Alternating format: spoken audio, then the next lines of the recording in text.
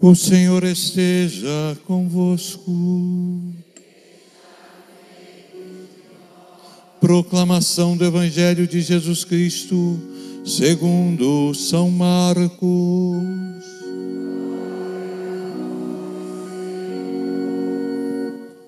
Naquele tempo, Jesus chamou os 12 e começou a enviá-los 2 a 2, dando-lhes poder sobre os espíritos impuros. Recomendou-lhes que não tivessem nada para o caminho, a não ser um cajado, nem pão, nem sacola, nem dinheiro na cintura. Mandou que andasse de sandálias e não levassem 2 túnicas. E Jesus disse ainda: quando entrardes numa casa, ficai ali até a vossa partida. Se em algum lugar não vos receberem, nem quiserem vos escutar, quando sairdes, sacudi a poeira dos pés como testemunho contra eles. Então os 12 partiram e pregaram que todos se convertessem. Expulsavam muitos demônios e curavam numerosos doentes, ungindo-os com o óleo. Palavra da salvação.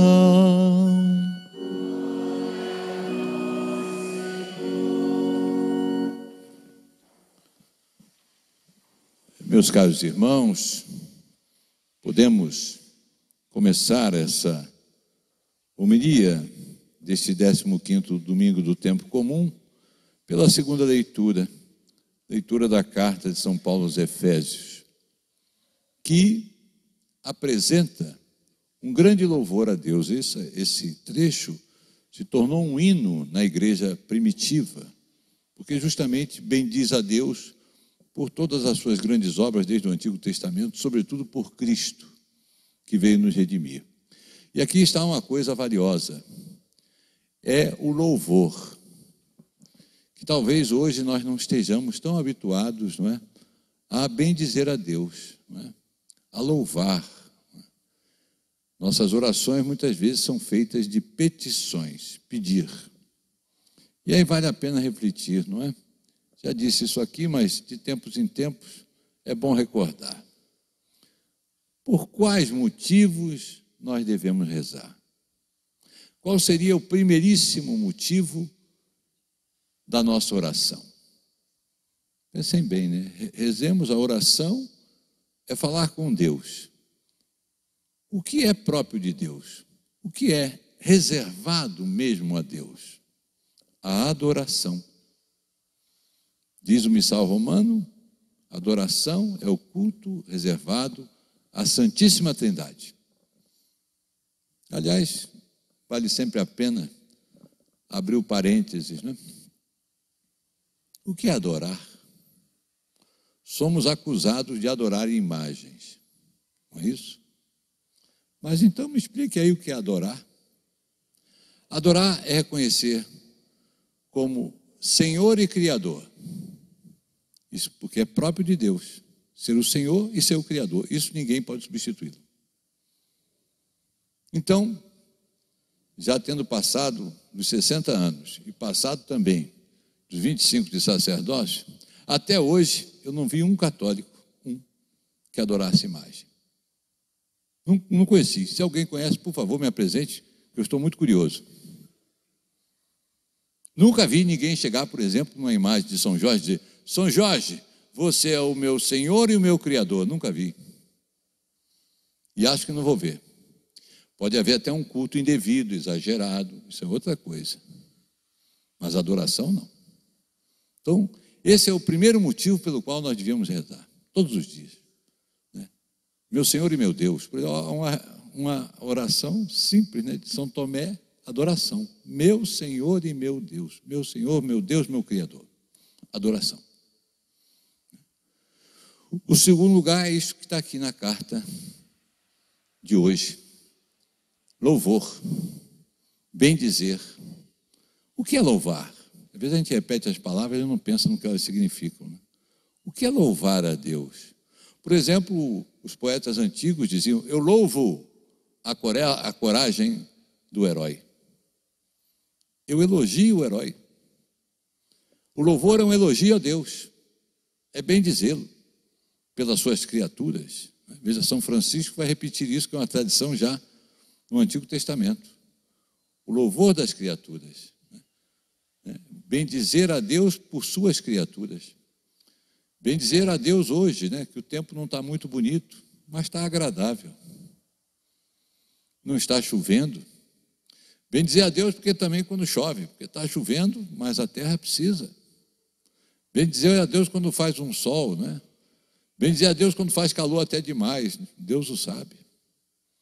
Bendizer a Deus quando estou bem de saúde, bendizer a Deus quando não estou bem de saúde. Os antigos judeus, rabinos sobretudo, tinham uma espécie de terço com 100 contas.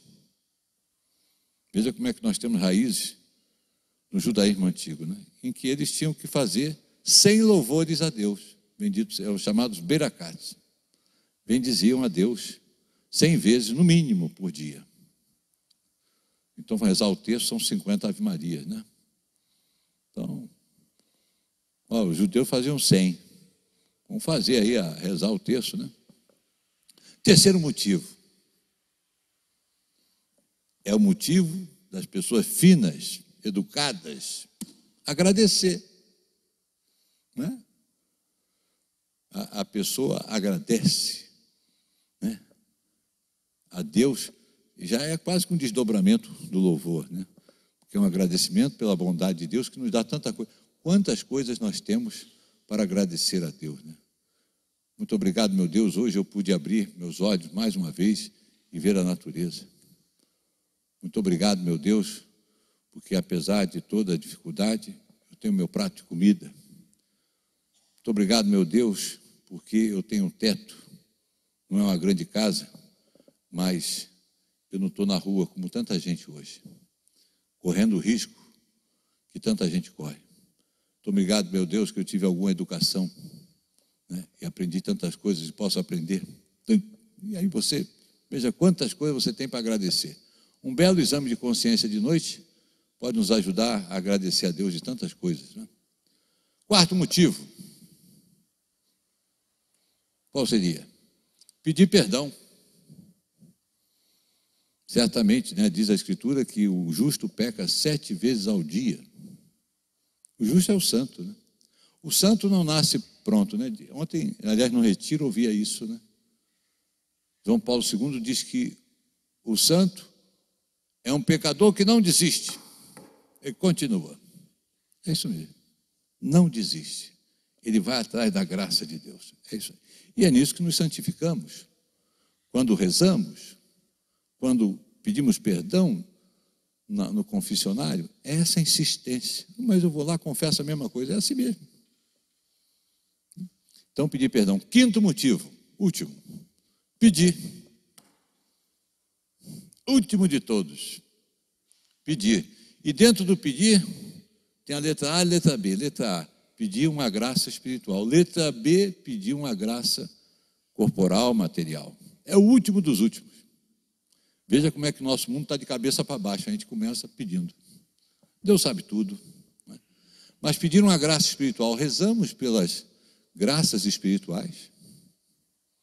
Pedimos a Deus que aumente a minha fé. Tenho fé, mas aumentar a minha fé.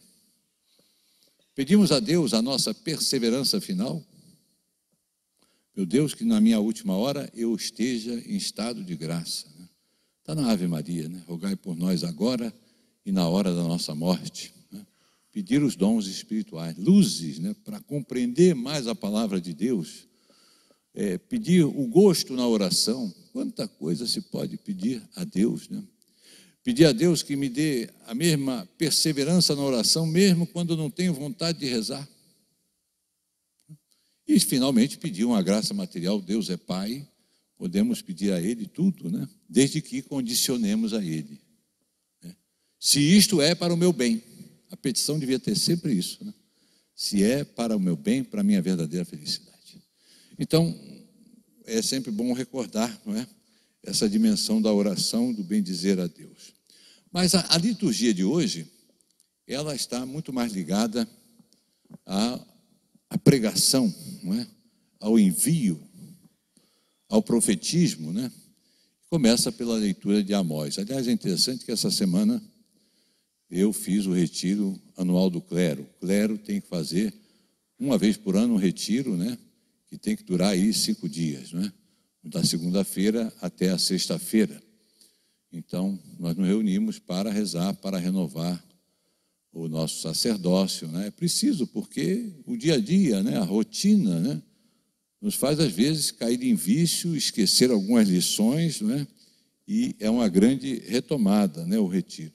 Então, aqui, esse trecho da profecia de Amós apareceu durante a semana, se não me engano, semana passada, na qual Amazias, né, que é sacerdote de Betel, vai procurar Amós, depois de ele acusar Amós diante do rei, que ele pregava contra o rei. Amós não pregava contra o rei, mas Amós é um dos profetas que vai falar do dia do Senhor, que é uma grande advertência que serve para nós até hoje. Olha aí, cuidado aí com o dia do Senhor, o dia de juízo. Caminhamos em direção a Deus. É bonito isso, né? A procissão de entrada é isso, né? Nós saímos lá de fora e vamos em direção ao altar, vamos em direção a Deus. É isso, é um símbolo da nossa vida, né? Estamos indo em direção a Deus. E lá vamos ter o juízo.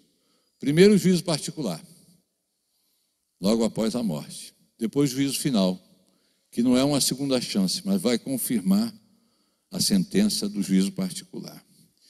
Então Amós prega por esse dia, prega, e o que o povo está fazendo de errado, ele diz. Veja, muitas vezes as pessoas não querem ouvir.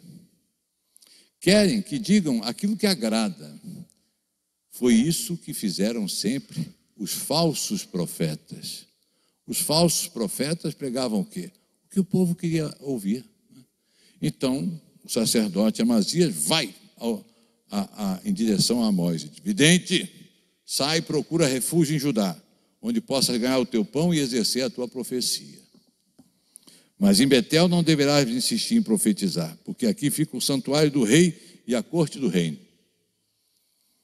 As palavras dele mostram a visão decaída que ele tem do profetismo. Aqui fica o santuário do rei. E daí? Não se prega ao rei também? Não se deve dizer a verdade aos poderosos também? E para que possas ganhar o teu pão. Ou seja, ele tem uma visão material, comercial da fé, da profecia, que, veja, vem se arrastando durante toda a história. Por isso que dizia do retiro, o sacerdote tem que se renovar, senão ele cai nisso aí. Ou se torna alguém que está preocupado com dinheiro, ou quer ouvir as modas, quer dizer o que agrada. Disseram que teve um padre bem famoso agora que deixou o ministério, não estou muito certo, né? Mas estava muito exposto na mídia, né? De repente, deixou o ministério. Então, o que tem dentro, né? Não pode ser uma finalidade meramente humana. Anunciar, e quantos profetas sofreram e morreram até? Por quê? Porque anunciaram o que Deus queria que anunciasse. E aí ele responde a Amazias: não sou profeta, nem sou filho de profeta. Por que ele diz isso, né?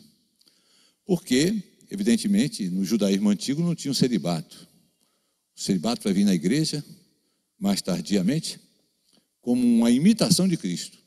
Quem quiser saber o que é celibato, leia a encíclica Celibato Sacerdotal do Papa Paulo VI, atualíssima. Aquele documento que respondeu a tudo. Está no site do Vaticano, é de graça. Está lá. Então não havia o celibato antigo. Então o profeta se casava e tinha filhos. E como filho de peixinho, peixinho é, então ele era profeta também. Só que isso, muitas vezes, criou o vício, né? É da família, imitando o pai, os vícios do pai também. Por isso ele diz: não sou profeta nem filho de profeta, sou pastor de gado e cultivo sicômoros. O Senhor me chamou quando eu tangi o rebanho e disse: vai profetizar para Israel, meu povo. Ou seja, o Senhor não estava satisfeito com os profetas, que haviam se viciado, e agora foi chamar o quê? O pastor. Dá o cara que cultiva sicômoro, que cuida do gado. Esse aí que vai ser o pregador. Veja você. Isso é interessante, não é? Porque é sempre Deus que nos capacita, né? Aliás, é um sinal da vocação a crise, não é? Não posso ser. Moisés vai dizer, não sei falar. Pedro, quando Jesus faz aquela pesca milagrosa, afasta-te de mim, Senhor, que sou um pecador. Não posso não. A partir de hoje será pescador de homens. É Deus quem capacita sempre o ser humano.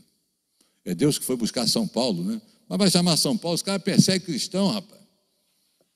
Vai capacitá-lo e vai ser um dos grandes, né? Então, e depois, o trecho aqui é mais curto, quem quiser em casa pode ler, Amós vai responder fortemente a Amazias, não é? Dizendo que ele vai pagar por isso, vai morrer em terra impura, sua mulher vai se prostituir, seus filhos vão morrer. Então, a resposta dura de Deus, não é? Que pode parecer estranho, mas é advertência forte.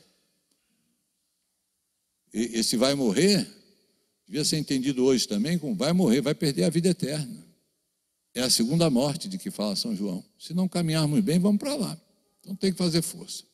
E o Evangelho, não é, nos faz ver Jesus enviando os 12, 2 a 2. Então dá 6 grupos, né? Veja como é que a igreja começou, com 12 homens. Mas eram muito preparados? Não eram. A maioria, homens simples, não é? Dando poder sobre os espíritos impuros. Qual é a recomendação de Jesus? Não levassem nada para o caminho, a não ser um cajado. Por que o cajado?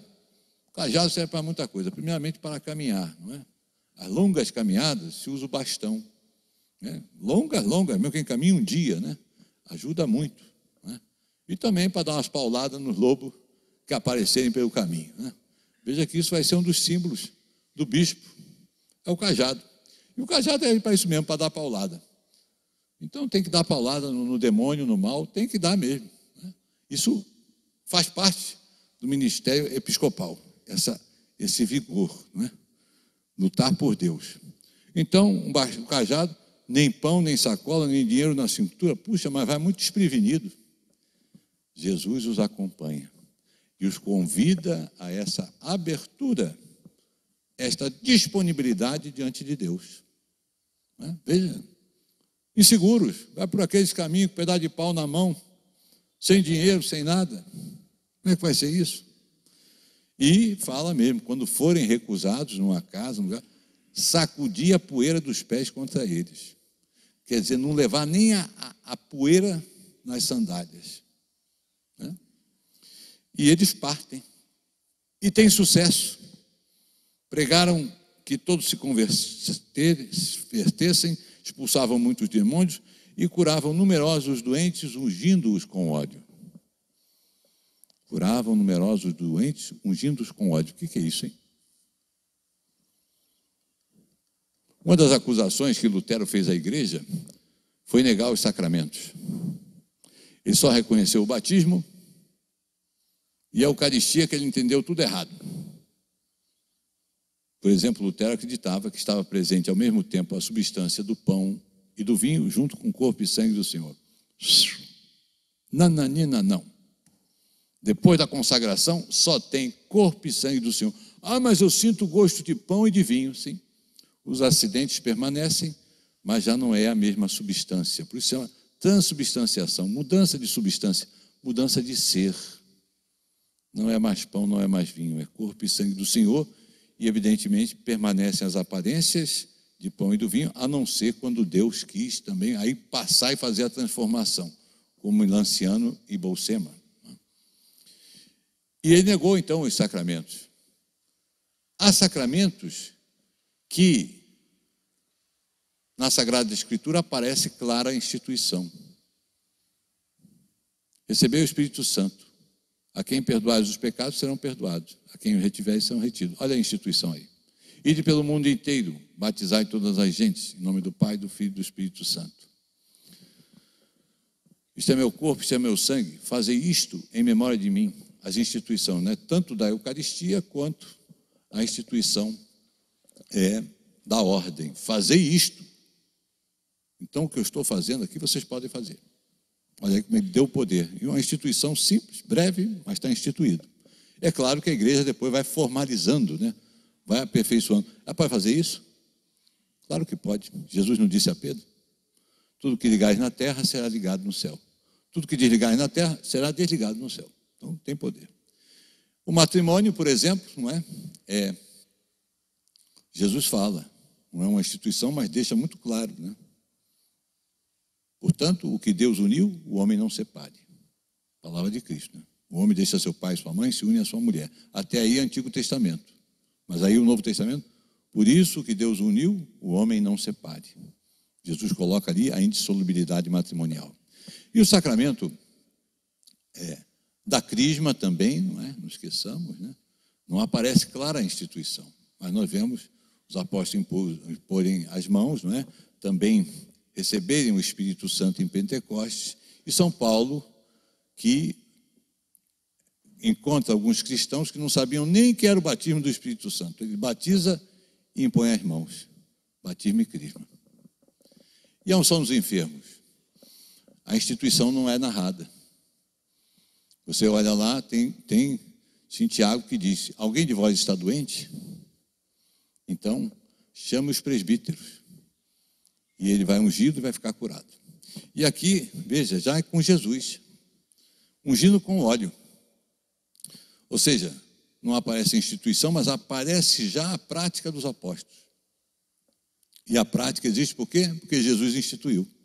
Porque todos os sacramentos são de instituição divina. Os sacramentais são de instituição eclesiástica. A igreja pode instituir um sacramental. Por exemplo, a água benta. Começou a água, é um sacramental. Crucifixo é um sacramental. É o uso do crucifixo. Então, são sacramentais que, ao seu modo, podem conceder a graça, mas dependem da devoção da pessoa. Os sacramentos não. Eles são de uma eficácia maior, porque foram instituídos por Cristo. Então, meus irmãos, nós vemos coisas muito importantes hoje na Sagrada Escritura, que proclamamos hoje nessa liturgia, e vamos rezar pelos nossos sacerdotes, pelas nossas vocações, para que, como Amós, não é, sejam vigorosos, não é, sejam fortes, anunciem não a si mesmo, anunciem não o que está na moda, anunciem não aquilo que quer ser ouvido, mas anunciar aquilo que Deus quer que seja anunciado. E que cumpram com grande disponibilidade a proclamação da palavra e a vivência do sacerdócio, como Jesus pediu a eles. Seja louvado o nosso Senhor Jesus Cristo.